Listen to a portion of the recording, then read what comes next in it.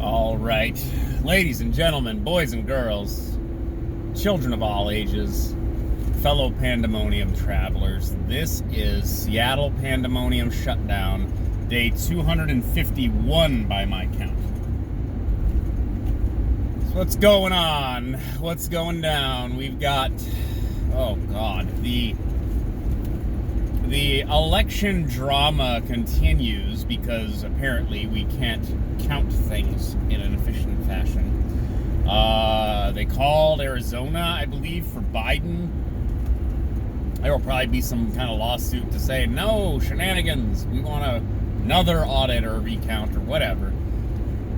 And there's it's hard to even describe. There's various, there's a multi-pronged kind of lawfare assault happening that is attempting to, discount ballots, revoke ballots, and possibly just draw this thing out until, because these are the election rules, guys. Draw this thing out until December 14th, where they then don't have there's no clear vote majority, and then it goes to House delegates, where basically every state appoints a delegate, and then there's more Republican states than Democratic states, and so then it will be a House majority by delegates, and then they would, of course, pick Donald Trump, and those are the rules, right? That's how the system is set up. And then we'll have insane rioting. There will be, I don't want to use the CW word, but it's, I see it, I get it, it's right there. But I wanted to talk about something else. I've kind of covered this before, but I was going over the numbers again the other day, and unless I just completely misread this report, it was from the Port of Seattle, if I remember it correctly. And, they do an assessment. Here's how much commerce comes through the Port of Seattle. And specifically, when they talk about something like cruise ships, not cargo ships, although that's also an issue during this global pandemic, the amount of goods and services or goods rather, I suppose, that are getting brought in via cargo ships and stuff. But just the cruise ships, because the cargo ships, they bring in stuff, and maybe there's a crew of people, and then they go and eat at restaurants. But the cruise ships is like a skyscraper full of people pulls up in the harbor, and then they all disembark, I think is the term, and then they go spend money on vacation. And so they go to Pike, they go to the market, they go to all the restaurants, they go to the bars, they go to the nightclubs, they probably go to the dispensaries.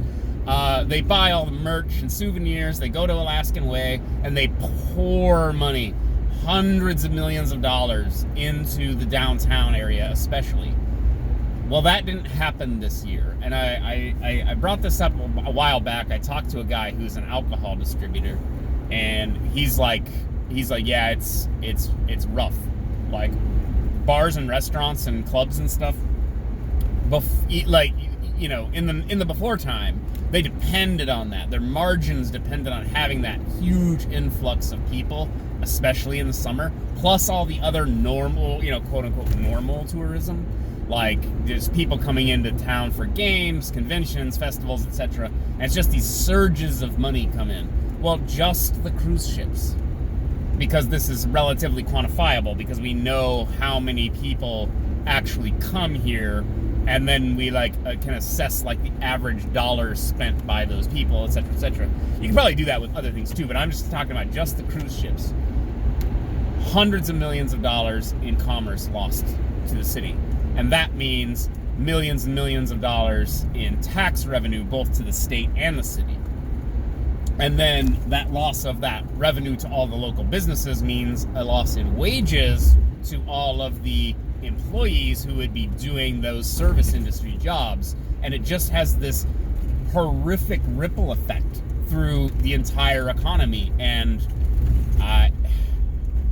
it it's staggering, I think is the term. Staggering. Like, I probably have said this before a million times, we've never actually seen this before. We've never seen a great suppression like this. And like, having been broke and destitute in the past, it's like I had people to help me. I had people kind of cut me breaks. I had people loan me money. I had, I don't know, some kind of social capital, I suppose. But there's not going to be any more social capital when everybody is out of work. And the assessment I've seen is that, something like half of our small businesses are not coming back. They're gone. So this is just what it looks like. What it looks like is everyone's going to be forced to stay home. I don't know if that's actually the right thing to do or not. Although, I believe that COVID is a real disease and you can get it and die, and it is dangerous. But I feel like what's going to happen is it's kind of a dystopian thing. It's going to be enforced stay-at-home orders and, mask mandate, etc., etc. But various businesses are not going to be allowed to reopen. If anything, some of them are going to be, like they're doing it in New York. They're talking about doing it here. Actually clamping back down on businesses. Businesses have, there's like a business curfew. There's a, call it a citizens curfew. You have to get off the streets by a certain time. Now, I understand from a public health perspective, like what that's intended to do. But the government does not have the authority to do this to us. They don't. They can't tell us to do this. And after the summer of rioting and chaos and looting, how can you tell people, oh yeah, well that's okay, it's a First Amendment right? Well, I don't know what amendment right for me to do whatever the hell else I want to do. It doesn't need to be sanctioned by the First Amendment for you to accept that I have the right to do it and that you don't have the authority to stop me. But anyways, I digress. I wanted to focus more. On, like, guys, it's like, make an assessment of your local situation. Like, when I think about the numbers I kind of rattled off, like, $250 million or something in lost revenue to various Seattle businesses just from the cruise ships. And then you think about the tax base, and what's left of it is just, you can probably hear it collapsing on video right now. And then again, capital flight, and this creates a downward spiral of now we have to increase taxes because we don't have as much of a tax base. So now if you don't want to get taxed more, you'll just move out of Seattle city limits, you'll move out of King County, you'll move out of Washington State entirely. And from a business perspective, it's the correct thing to do. Like, all you're doing is saving money by relocating, if the tax, structure is that way. And so then you take all those jobs away. Now there's even less opportunities, even fewer wages are getting paid out, which then leads to less spending and less in tax revenue. And it's just this, I don't know. Like, I don't see that there's actually a solution to this. Like, it's just gonna be painful. And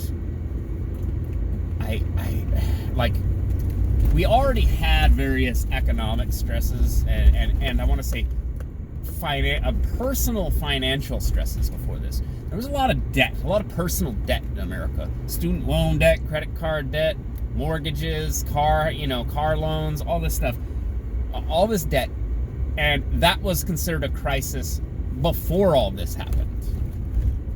And it's not getting better. I don't know if it's not springing back. I mean, I saw some reports that like we added a lot of like new jobs and stuff, and like unemployment is actually down, and we added a bunch of new jobs over the last few months and stuff, and yeah, that's encouraging. But like, I mean, that's encouraging, but when I actually look around and I drive around the city and I look at how desolate and abandoned everything is and how tore up everything is, it's like reality is some unpleasantness that we just don't.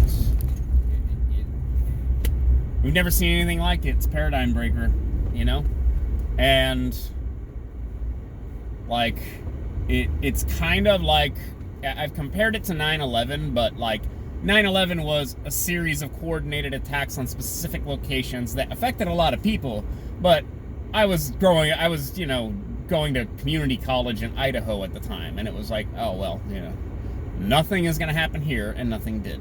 This is affecting everywhere. Every city, every state has cases. They all have deaths from this thing. They all have measures in place that are affecting people's lives. Well, most of them anyway. I guess unless you're in North Dakota. And 2020 has just been like the worst year of everybody's life. And like, I've had some doozies that kind of top this, because my day-to-day hasn't really changed a whole lot. Had some doozies. You ever hear someone dying over the phone? Anyways, but we're all sharing this, and that's another part of this whole narrative, right? Is the we're in this together. I don't know if we're in this together, but we're all experiencing this moment, and I know it because I see extreme levels of mask compliance. Everybody got the memo, you know. Everybody got the memo. Wear your mask. Some of you wear them. You don't even need to, but okay. Wear your mask. That's the important part. They're talking about doing virtual Thanksgiving and all this crap. I can't. I think it's crazy and excessive, but you know, hey, it's Friday, right? We made it another week, right? So there's that. Merry Christmas, everybody. Merry Christmas.